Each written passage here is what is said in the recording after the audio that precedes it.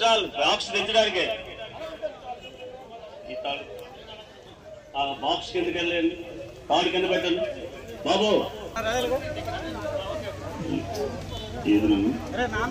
చిన్నబాటు చేసుకుందాం.